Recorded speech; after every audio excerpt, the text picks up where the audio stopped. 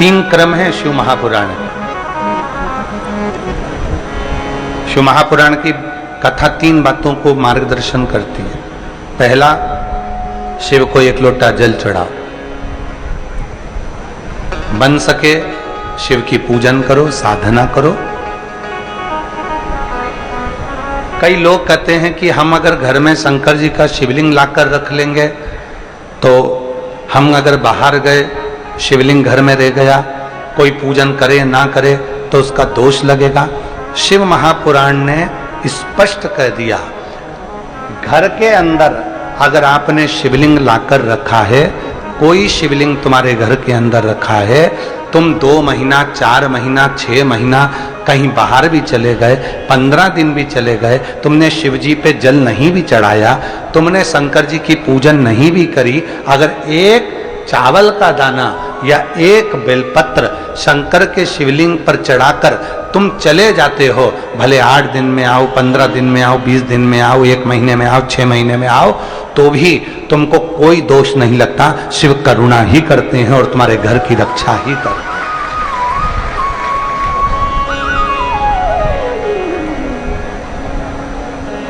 शिव करुणा करते हैं, शिव रक्षा करते हैं।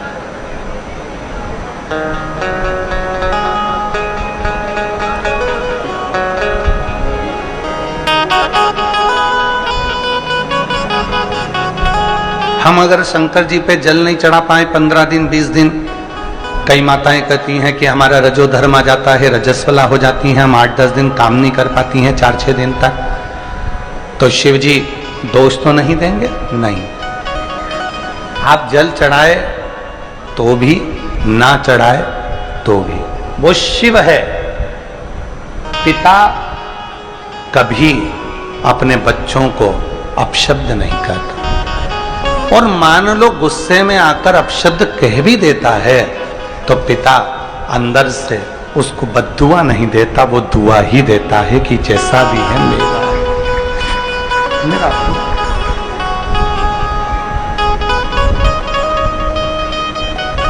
और मांगा है भोलेनाथ,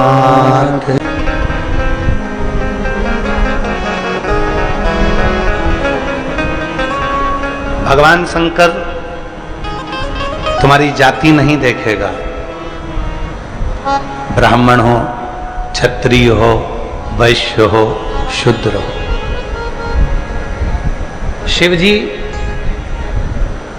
तुम्हारा वर्ण नहीं देखेगा, शिव जी तुम्हारा शरीर नहीं देखेगा, शिव जी तुम्हारा धन और वैभव भी नहीं देखेगा, शिव जी तुम्हारी पूंजी और संपदा भी नहीं देखेगा।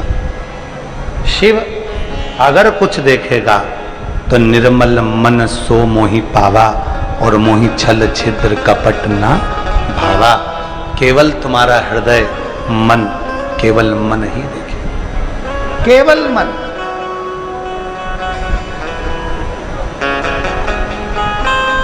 मन के सिवा कुछ नहीं। और मन के सिवा उसको चाहिए भी क्या?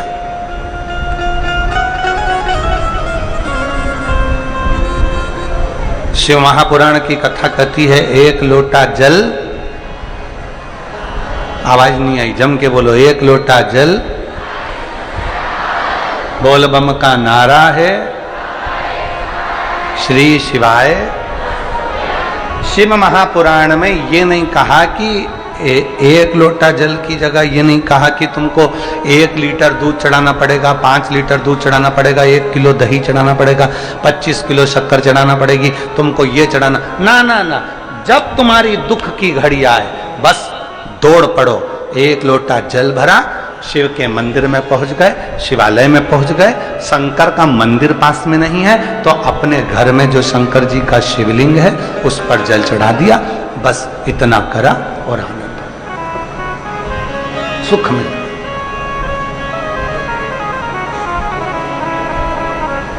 यहां शिव को बहुत आडंबर की जरूरत नहीं पड़ती, यहां शिव को बहुत दिखावे की जरूरत नहीं पड़ती। पहले हम लोग एक गलती करते थे, मंदिर में से पानी भरकर मंदिर में चढ़ाते थे। बोलो बोलो, सही है कि गलत है? मंदिर का ही लोटा, मंदिर का ही पानी मंदिर में शिव जी को चढ़ाते थे, तो शिव जी हमारे कर्जदार नहीं बनते थे। जब से हमने अपने घर का जल एक लोटा भरकर शिव जी को चढ़ाना प्रारंभ करा, शिव पुराण कहती है तुम्हारे घर का जल लेकर शिव कर्जदार हो जाते हैं तुम्हारे। इसलिए कहते हैं एक लोटा जल सारी समस्या का हल। तुम्हारे घर का जल शिव को मिलता है, शिव तुम्हारे कर्जदार होते हैं, तो तुम्हारा कर्जा चुकाने के लिए महादेव 3 महीने में तुम्हारे दरवाजे पर आकर तुम्हें सुख प्रदान करना प्रारंभ कर देते हैं। सुख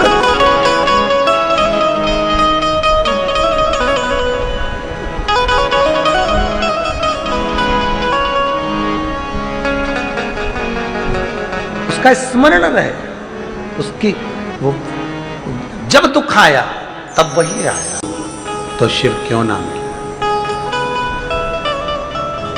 शिव कथा कर रही है। पार्वती मैया भगवान शंकर की कथा कहती है, 3 सूत्र बताए थे शिव पुराण में, 3 बातों को दर्शाया गया। पहले नंबर पर है शिव को 1 लोटा जल और पूजन। जरूरी नहीं है कि बहुत सारी वस्तु तुम्हारे पास में हो, फिर निवेदन है तुम्हारे प्रत्येक घर के अंदर यदि एक शंकर भगवान का शिवलिंग है तो समझ लेना कि तुम्हारी आधे से ज्यादा विपदा, आधे से ज्यादा दुख, आधे से ज्यादा तकलीफें जो घर में शंकर का शिवलिंग रखा हुआ है वो पूरा दुख तकलीफ अपने अंदर उतार लेता है और तुम्हारे को कष्ट से मुक्त करता है। कष्ट से सही बाबू। और भी हमारे मुख से श्री शिवाय नमस्तुभ्यम कितनी बार? या ओम नमः शिवाय, या नमः शिवाय। हम जब बार बार उच्चारण करते हैं, हम जब बार बार विनती करते हैं, जब बार बार हम ये श्री शिवाय नमस्तुभ्यम बोलते हैं बार बार, इसका मतलब होता है शिव जी को प्रणाम, नमन। और जब हम बारंबार प्रणाम करने लगते हैं, नमन करने लगते हैं, तो शिव हम पर करुणा करने लगते हैं। तो 3 सूत्र बताए गए। पहले नंबर पर है जप करना, भगवान शंकर के मंत्र का जप करना। और तीसरे नंबर का जो सूत्र बताया गया, यदि हम जल नहीं चढ़ा सकते, मंत्र का जप भी नहीं कर सकते, कहीं जा भी नहीं सकते, तो फिर एक काम कहा, कोई शिव की भक्ति में डूबता हो, शंकर के नाम का जप करता हो, श्री शिवाय नमस्तुभ्यम बोलता हो, या कहीं ना कहीं किसी ना किसी रूप में शिव भक्ति में डूबा हो, उसके मुख का दर्शन कर लेने पर भी हमें पुण्य फल की प्राप्ति हो। पुण्य फल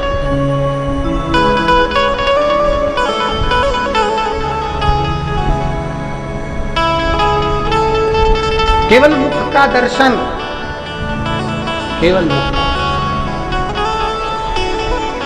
पुण्य फल की प्राप्ति। अब आप लोग क्या करते हो यहां? आप भी यहां पर आकर कथा को श्रवण कर रहे हो, शिव नाम के मंत्र का जप कर रहे हो, और इतने सारे शिव भक्तों का दर्शन कर रहे हो।